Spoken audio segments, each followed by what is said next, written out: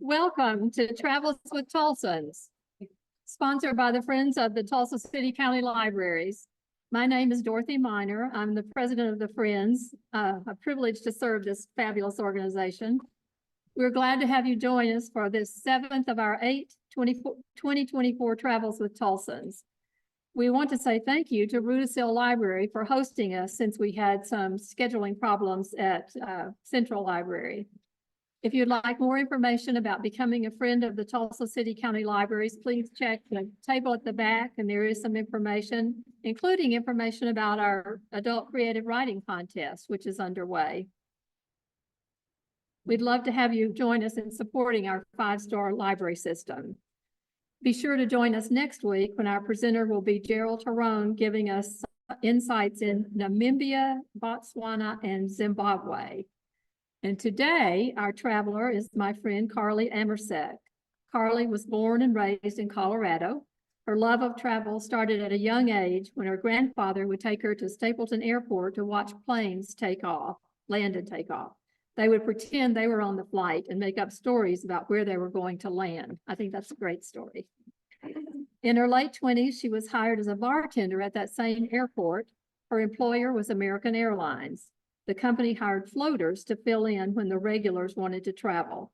Sometimes the regulars would get off work and board a flight to have dinner in places like San Francisco, and sometimes they would fly somewhere for a week. She met her husband at the airport when he was on his way to set up an oil rig in Peru. When that job fell through and the oil industry took a dive, we all know something about that. After their wedding, he went to A&P school to become a mechanic and was hired by American Airlines, and that brought them to Tulsa. Carli found a job with the state of Oklahoma in unemployment and retired in 2019. She's been working on her bucket list of travel destinations ever since. Please welcome my friend Carli.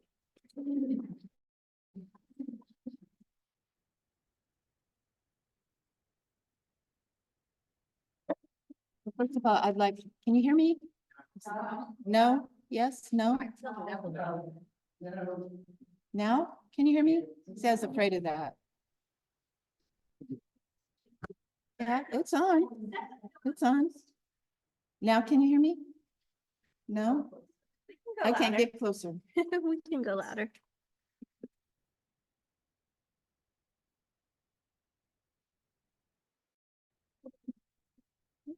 Okay, now? Can you hear me? Yes? No? Yes?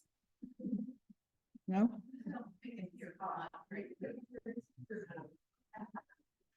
This is my teacher voice. Yes? Okay, we got it. Okay, thank you. I want to thank Friends of the Library for inviting me to share a trip of a lifetime that I took going down the Croatian coast. It was fantastic, and I highly recommend it to anyone who wants to get on a small yacht and see the world from a different perspective. Why the Dalmatian coast? Well, first of all, I wanted you to see the map of Croatia. So many people don't really know where Croatia is.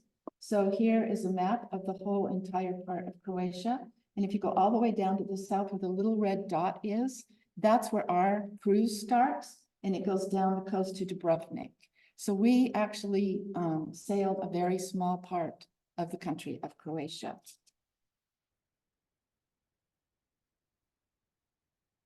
And so why did I want to go to Croatia? My husband's family is from the area, which is now, he was from Yugoslavia, but is now Austria and Slovenia. So I've always been curious about Croatia and the areas all around that. And his family, his grandfather came over in the 1920s and has passed down a story that he had 3 brothers. All 4 of these brothers were born in the same house, and everyone was born in a different country. So that's how quickly and how chaotic the world of Croatia has been. And it's been like that for over 1,000 years. There was a 20-year period between the Byzantine and the Venice that they actually had their own country. but it was only for 20 years. And then after that, it wasn't until 1992 that they were declared their own country. Some of the countries that ran them and took over were Rome, the Byzantines, the Republic of Venice, the Ottoman Empire, Hungary, although with Hungary, they actually made a pact to work together, France, Austria, Italy, and Germany. I chose the map you see today. This is the Republic of Venice. Most people don't realize that Venice was a republic. It wasn't a city. It was its own entity at one time and then later became part of Italy. But you can see because of that line, the influence of Italy and Venice was great along the Dalmatian coast. All of these others had an influence as well, but that is one of the biggest influences that they had. So the Croatian people managed to maintain their own entity, which is a real feat when you're being taken over by all of these people. And one of the greatest things that came out of that is they have 9 regional areas of cuisine in their country. And normally, in order to taste all of that, you would have to travel all over the country to try each one because they don't mix them. But if you're going on one of these small yachts, they hire chefs and they cook every day from a different part of their country. And so you get to enjoy the whole cuisine of the entire country of Croatia within a short period of time without ever leaving the boat if you want to. So these were my favorites that I had.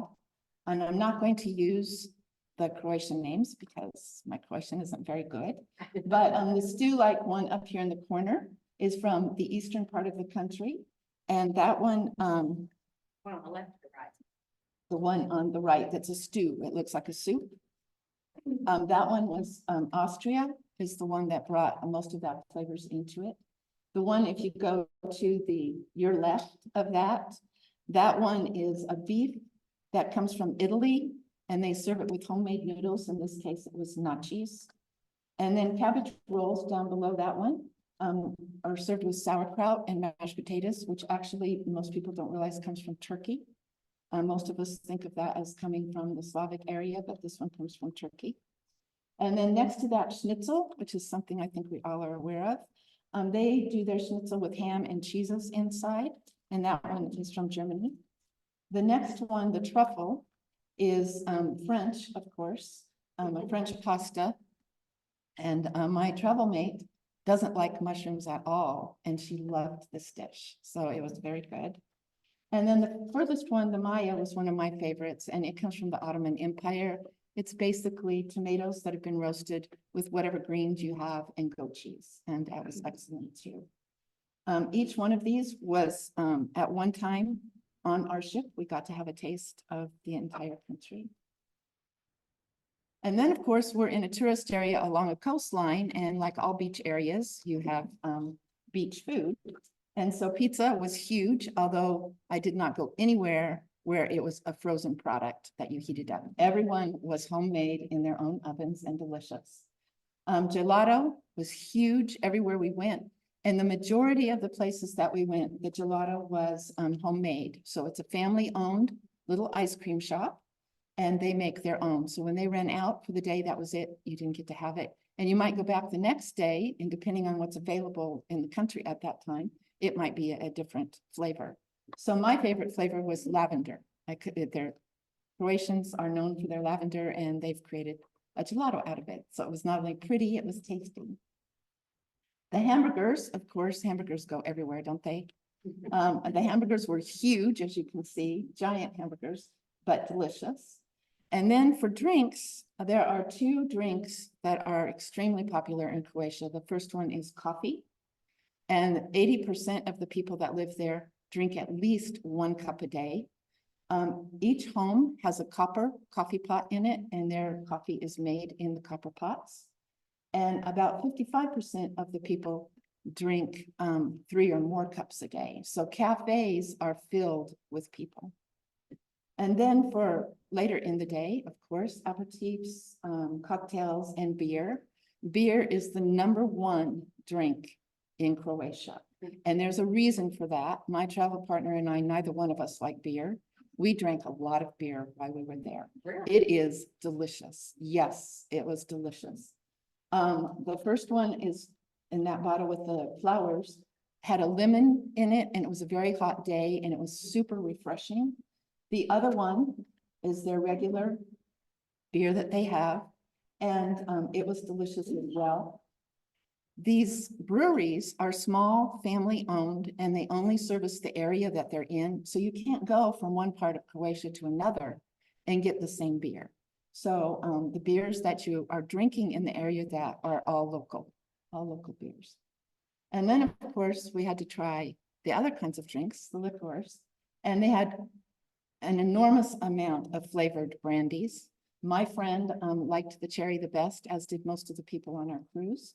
And so that's why I put the cherry brandy in there. And then their national drink is Palinko. And Palinko is made from wormwood. So when I asked, the first day I ordered it, and I asked him, what is it made from? And he was like, I don't know, bushes. He goes, it's made from bushes. So I got home and found out the bushes are wormwood, and then also other various different herbs from the mountains.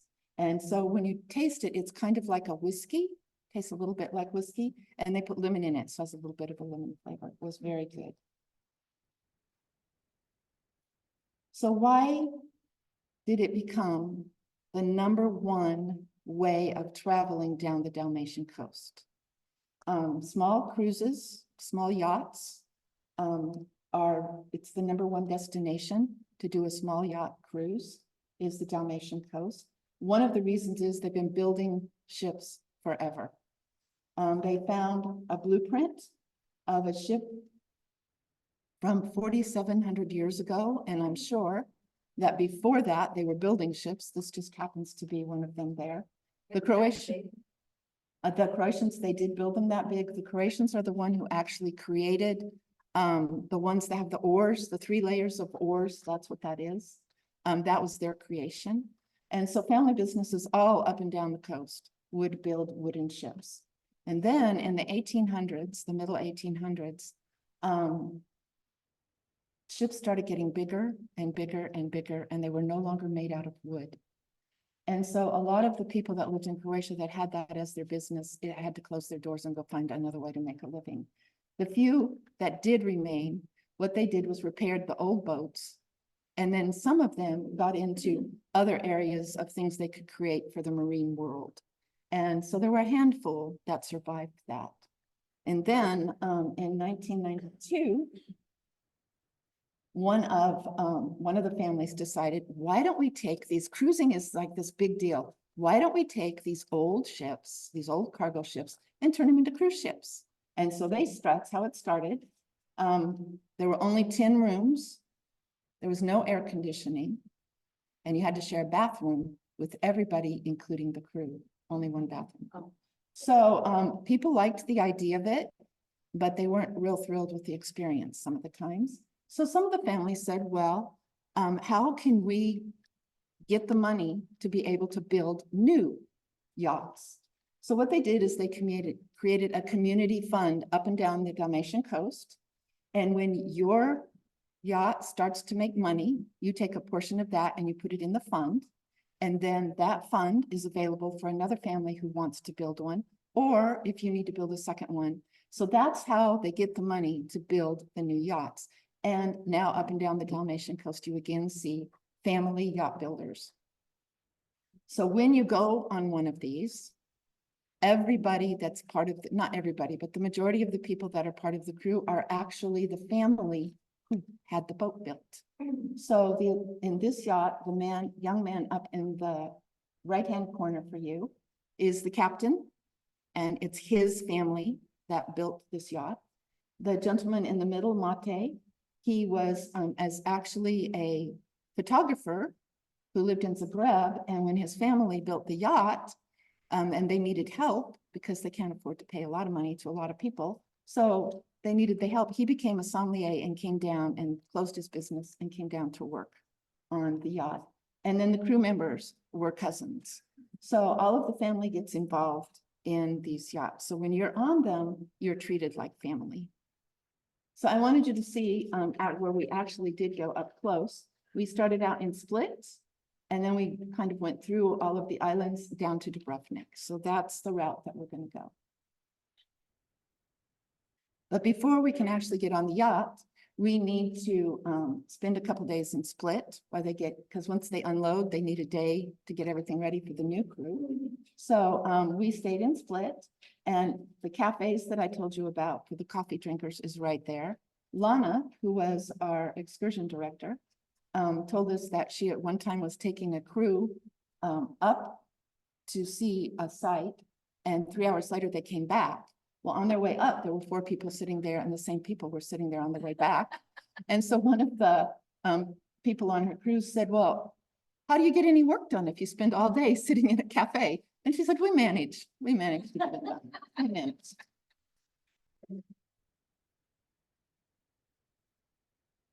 And so while we were in Split, there are a lot of things you can do there, many, many things. We chose to go to the art museum. I wanted to see it because they show art, their history through art. And so if you look at the woman down in the corner, the first 3 galleries that you go through, the art is very dark like this. The colors are muted, they're dark. And once you learn about their history and how chaotic and violent it is, you understand why their art is so dark. And then they have the Byzantine art, of course, the Catholic. 88% of the people that live in Croatia are Catholic. And so that's a very important art for them. And then they had a 20-year period. I did not take any pictures of this, but that 20-year period when they were their own, you could see the art was prettier. It had more color to it, oranges and yellows. And then it went back into the dark again. And then contemporary, all the bright colors and the different sculptures that they did. And then we went archaeology's my love. And so we went to the oldest archaeology museum in Croatia. Anatola was our guide. She's a student who is going to graduate this coming May with a degree in anthropology and archaeology. The majority of all of the artifacts were outside. So that was kind of nice, surrounded this beautiful courtyard. So you're looking at this courtyard and it was amazing. And the majority of it was Roman. There was a lot of Roman architecture there. And then when you went inside the museum part, glass was everywhere. So when I first walked in and I looked at that, I thought, oh, they have all these artists around that are making glass and bring it in as part of their gift shop to sell. But no, this glass was made in 400 AD. It was amazing. I couldn't believe it was actually that old. And then one of its claims to fame, it is a UNESCO, Split is a UNESCO, has a UNESCO sites within it. And one of them is the Palace of Diocletian, who was an emperor of Rome. And so you would walk along and see these signs. You are walking through the city of a Roman emperor, act like he's at home. And if you knew how the Roman emperors treated the people who didn't do what they wanted them to do, that was a pretty good warning on how you should act. So we then went to the palace. And the left-hand corner for you up there, if you look along that bottom wall and then you look at the center picture, that is the wall today. This palace became abandoned at one point and people just moved in.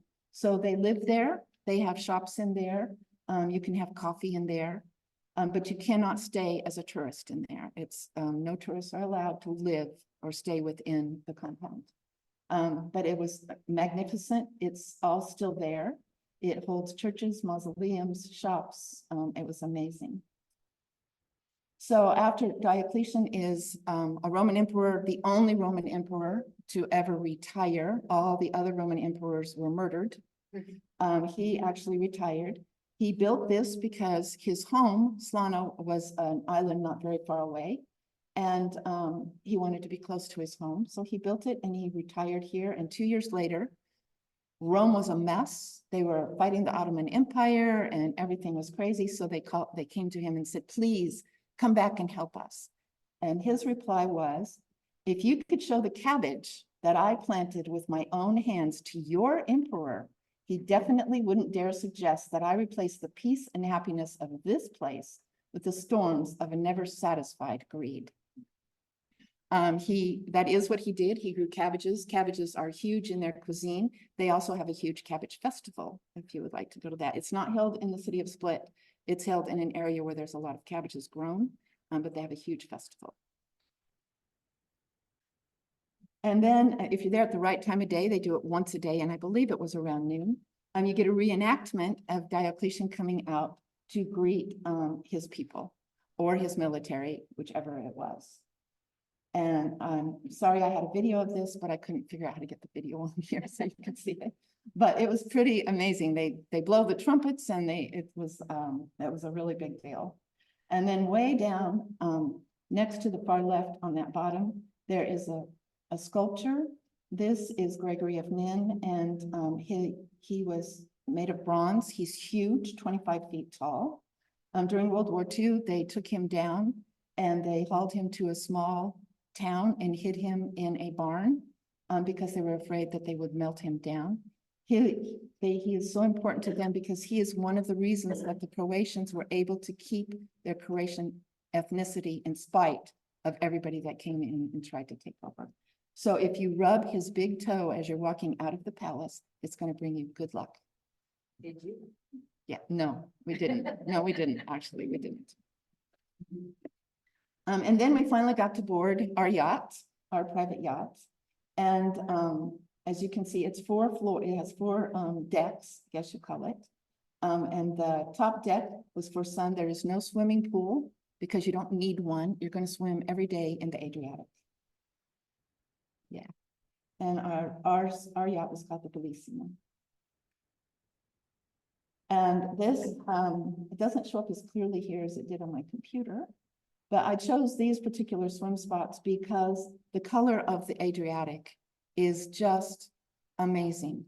I've been a lot of places around the world and seen a lot of different waters, and I've never seen the difference in color from aqua turquoise to almost blue black. Such beautiful water. And so we did stop every day and swim in the Adriatic. And then we went to Trogir. Trogir is our first port that we're going to spend the night in. And we immediately got off and took a bus to Croatia National Park. It is a park that is filled with waterfalls, beauty, animals, wildlife, kitty cats. We saw them everywhere. And also water mills. It was a big industry back in the 19th century. You can, oops, went a little too fast. You can walk, there's a bridge down there. We did not do this, but you can take the bridge and go across and be at the bottom of the falls. We chose not to do that because we were going to have to hurry and we wanted to enjoy the park.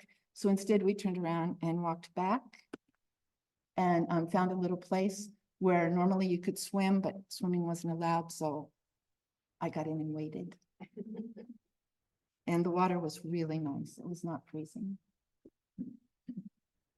So we then took the bus back to Trogir, which is also an UNESCO site. You need to know that Croatia has more UNESCO sites than any other country in the world. At this point in time, they have 10 that are designated and 15 that are up for designation. Trogir is one of them. It's known as the Little Venice of Dalmatia, and it's known that because of the pastries that they serve and the really narrow roads with cobbled streets. Pizza, of course, everywhere. And while we were waiting for our pizza, we were having a good time. It was fun. And that's one of the narrow streets they're talking about. And this is one of the pastries and the fort that is at the edge of the town. My amazement, we were lucky in this one that we were docked right next to the promenade.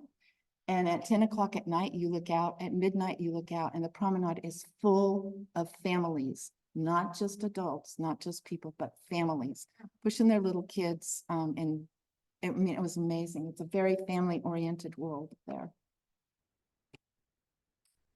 I chose to bring this swim site. This was our second swim site, and we were it was the only time we were going to go swimming off a beach. The beach is called the Golden Horn, and 2 months before we went on this, the government decided that no longer could even the small yachts go in. And so we were not allowed to do that. So our captain, Luca, who has a really great sense of humor, took us to this spot, which is absolutely beautiful. No real beach, but if you look up in this far right-hand corner, you will see that it was a nude beach, what there was of the beach. And he was an exhibitionist. He definitely enjoyed the fact that we came there to swim. We then went to my favorite place, the island of Hvar, which is also an UNESCO site. We were supposed to stay in Stalingrad, but there were so many yachts that were traveling with us. And I'm assuming Luca had some kind of connection with Jelsa. We were the only yacht that docked there. So this day, we're to go through the UNESCO site, which are, there's a lot of vineyards there, and then over to the city of Hvar, which is a big party city.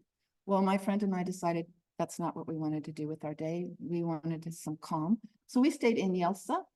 Jelsa is a great place to stay in.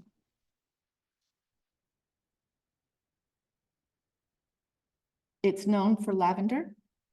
And so we walked around the city of the town. And you can see their beaches down there. Now it looks like they're sand, but they aren't, they're pebbly. So if you go, you want to make sure you have really good enclosed sandals to walk on their beaches, but they're beautiful. We took this walk. You can't really tell, it's the picture right behind a little shop, but there are tents there. That's their campground. They just built this wall and put all the tents in there and everybody was up there camping. And then graveyards, of course, are huge. You'll notice in the center, the top center, there is, you can tell that you can lift that up and off.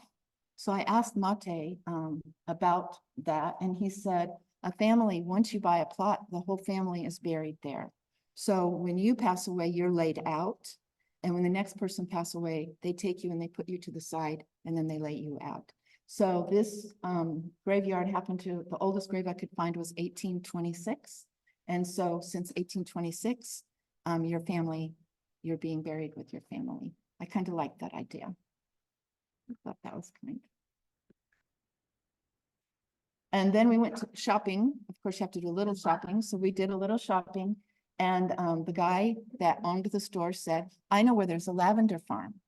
So I'm going to take you. He took us, he put us on the path, and the beauty along that path, there were vineyards, there were olive groves, flowers. It was just a gorgeous walk and about a 10-minute walk to the lavender field. Turns out his wife and he owned the lavender field and she met us there. They did not try and sell us anything. They weren't trying to, they were just trying to be kind to some visitors. They had already, this bottom one shows that they had already harvested their lavender, but she had a couple left. And so you can't see it really well in the picture, but she takes a curved scythe and that's how they harvest. And that's how they do it. They do it by hand. Down here in this lower corner, she showed us how they make essential oils, how they distill the oils out of it. Is she speaking? Yes, yes. Everybody we met spoke English. And then she invited us once she was done with the tour. She took us up the hill. She had this little place the three of us sat down and she brought us, she said, would you like water? And she brought us a drink that she makes out of sage flowers. And it was delicious. We told her we wanted to buy some. Well, it wasn't for sale. It's just what she makes. So. We were there when the moon was almost full and when it was full. And so we were there for beautiful, beautiful moon rises and beautiful, beautiful sunrises. This was the sunrise over Jelsa just as we were leaving.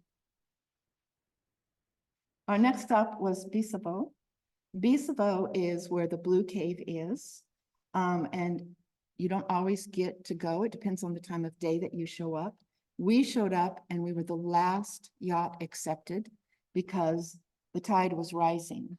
And when you get to a certain degree, you can't come out once you're in. And so we were the last ones to go in. We had to lay down on the bottom of this boat in order to get out and they had to jiggle us, but we got out. So it was quite exciting. I'm so sorry. I also have a video of that, which would have been exciting to watch, but I couldn't figure out how to get it on here. But I know it was fun. It was fun. We trusted them. They knew what they were doing. And so then we went to the island of Vis. Vis was a Yugoslavian military base and one of Tito's favorite places to hide out for years. And because it was a military base, they didn't do anything to upgrade, or they made it livable, but didn't do anything to make it pretty or upgrade it for tourists. So in 1989, the military deserted the island and it sat there for a couple years. And then people moved in and decided to start trying to bring in tourists. There is a little more now of pretty. There's a hotel that they built that's pretty.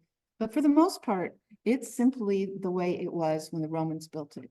On the left are the Roman baths, one view going up the hill and one going back down.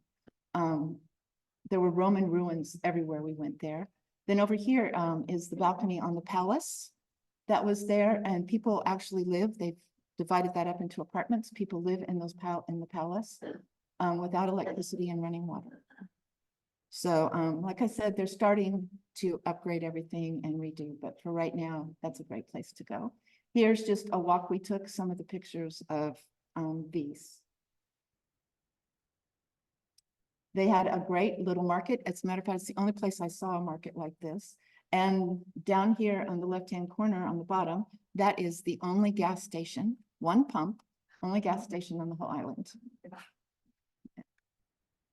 Another sunset. The sunsets were just beautiful. And another graveyard on the other side. The first one was on one side and this one was on the other side.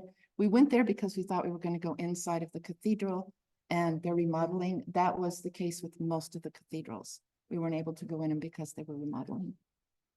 They're in use, unlike ours where you walk in and they're empty. If they are in use, they're full. The people, like I said, 80% Catholic. Then we went to Kocula, one of our favorite places, because it was one of the few places you got to go shopping. And you know, I'm not a big shopper, but I like to do a little. So it was one of the places, but its claim to fame is the fact that when they laid out the city, because it floods so often, they built the city like a fish skeleton. So when the water comes in, it flows out through all of these walkways. And then it's also known for the birthplace of Marco Polo.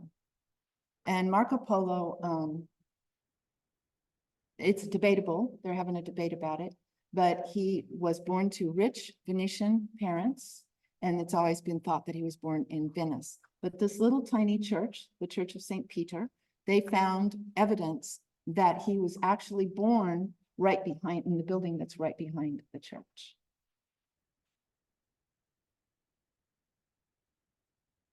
And here are some of the streets where the water flows through. And of course, a kitty cat. They were everywhere. And sunset over Kocula was just as beautiful as everywhere else we were at. And then we went to the island of Mljet. This island is known for having two sister lakes, one bigger than the other with a little bridge that connects them. A little bridge. It's got two sister lakes. Sorry, better. Two sister lakes with, and of course, cat. There's a cat. And it's also known for St. Mary's Island and the Benedictine Monastery. There's a lot of Roman buildings, ruins on that little island. There's a restaurant that was not open when we were there, but I've heard it's a really good restaurant. And even though it's a monastery, there was also a cloister for nuns. And so there's a beautiful garden that the nuns kept, or it was beautiful at one time. They haven't really renovated the garden. But it was a little boat ride to get out there, the island. And then we went to Stan. Stan is where oysters are still grown.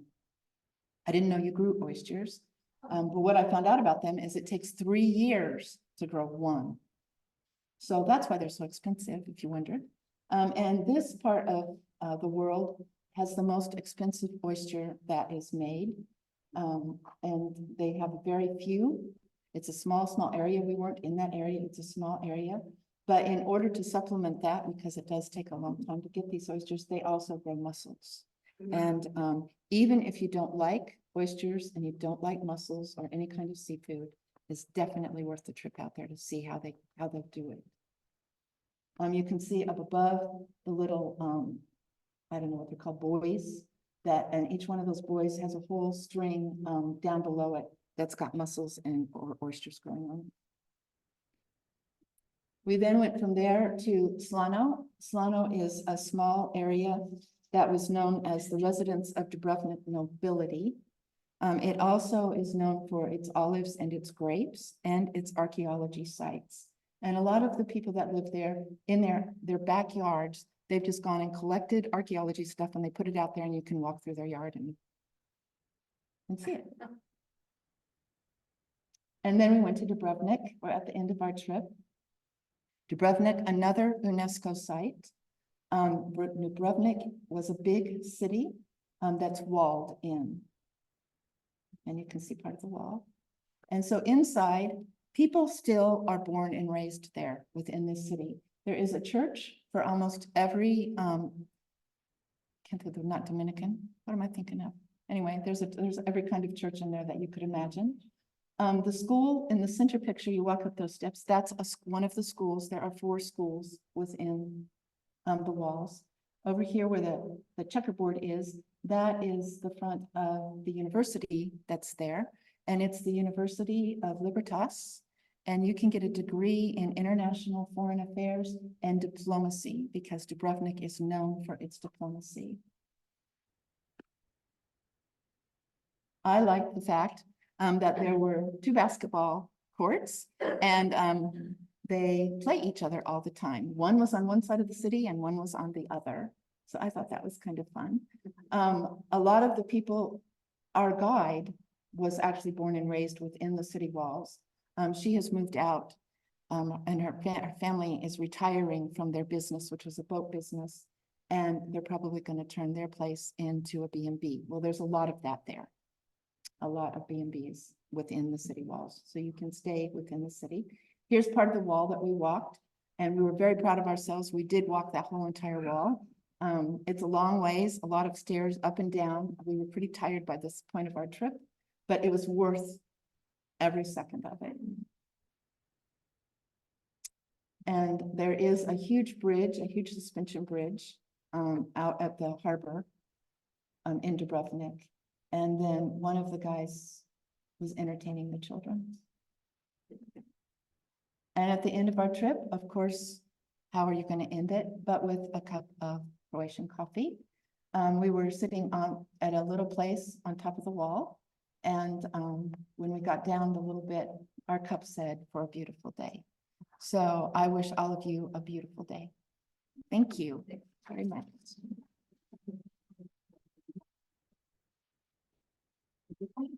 Close. Do we have any questions? We have a couple minutes left. We were there in August. Was towards the end of August. And the weather was wonderful. The weather was perfect. Yes, the water was a perfect temperature. It was amazing. What month were you there? The month of August.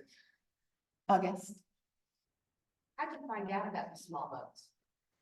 Okay, there is a company called Adventures for Solo Travelers. And I discovered it years and years ago, but just never had the time to do anything with them. And they had a trip that I wanted to do to Turkey. So I went on that trip and then I got on their list and they sent me, this was one of the trips on their list for last year for 2023. Susie is the owner of it. She was a flight attendant for 15 years and got tired of whenever she went solo anywhere, you had to pay this enormous fee on top of everything else. So she decided to start a company where you didn't have to do that. So she's been in business for 35 years. And the trips that she puts together for the amount of money that she puts them together for is phenomenal. So, and you don't have to be single to travel with her company. But if you are single, you talk to her and she can get you a roommate or find you a space that doesn't cost a fortune. Where is that company based on? She's in Georgia. Georgia, she lives in Atlanta. She lives in Atlanta, but her online presence is, I mean, doesn't matter that she's in Atlanta. How many passengers were on the boat and how many, Okay, the yacht that we were on had 19 cabins in it, besides the crew. And there could be 38 of us. Our trip, there were 36 of us, so it was great. There were 9 crew that were actually on with us all the time. And then there were 3 people that would come and go. They would get off and one did grocery shopping, one went to the bakery every day. So that's, and what was the other question? The cruise itself was 7 days. 7 nights. How did you get in the water to swim? Did they have a? Yeah, the back of the boat, is, kind of, I don't know, you walk up here and then you step down, and then you step down, and then they have a little ladders that you can go in or you can dive in or whatever. And that was probably one of the best parts, was being in that water. And I'm not a big water baby. I'm not really crazy about it, but I went. That was wonderful. Yes. How would you describe the amount of English that you were able to use? 100%. Yeah, they all speak English. Lana, who was our excursion director, said, starting with her, and she is in her early 30s, it became a requirement in school. Up until then, it was not a requirement. So the older population, if you had to work with them, maybe not so much, but with the younger, they all speak English, and excellent English. Well, can I have a follow-up? Sure. Were most of the things that you did at each island kind of predetermined or Yes. scheduled Yes. by the company? Yes. And yes, So you they could were. go off on your own anywhere. Well, we did in Jelsa. We chose to not go with the group. When we got to the island of Hvar, where we went to the lavender fields, we did that on our own. That was not part of our, everybody else went to this city to party, and we just didn't want to do that, so. So was most of that prepaid, or did you? ever- Yes, it's all prepaid. Did you have an occasion where you had to pay for it yourself? The Blue Cave. And the only reason that you had to wait, she told you ahead of time how much it was going to cost. But some people are claustrophobic. She knew they wouldn't want that included in their cost. And also there was a chance you would get to go, you know? So, because if you were too late and the tide was too high, you couldn't get in. So you had to pay for that when you got there. So you didn't have an occasion to use any of your own credit cards, and we're just curious about. One thing to know about the Croatians, and as a matter of fact, a huge part of the rest of the world, is they prefer you not use credit cards. They prefer you use money. And Croatia, up until 2023, used kunas, which is their own money. And starting in 2023, they became part of the European Union, and they now accept euros. So we had to have euros. You couldn't use American money, but euros were fine. Credit cards were taken, but they weren't preferred. Yes. Why is the country have such an unusual shape? Do you know? Because it's going around Serbia like that. So 1992, when they were declared their own country by the world, Serbia refused to acknowledge that. They had 2 reasons for that. Number one, the Serbian population is mostly Muslim. And of course, they wanted Croatia to be Muslim. But also, if you looked at the map, Serbia is now landlocked. And before, it would not have been landlocked. And so from 1992 to 1996, that's what the Balkan War was about. And we were told before we went over, oh, Croatians don't like you. And I was like, why don't they like us? We're the reason they won the war. But when I got over there, the first hotel we stayed in, we were not treated well. And I thought, they're right. They don't like us. They were very rude to us in this big fancy hotel. Well, later on, I found out that's because the majority of the people that worked in that hotel were from Serbia. And the Serbians don't like us. The Croatians love us. Of course, we help them win. So that's one of the reasons the country has such a funny shape, is because they were granted Serbia got Serbia and Croatia got Croatia.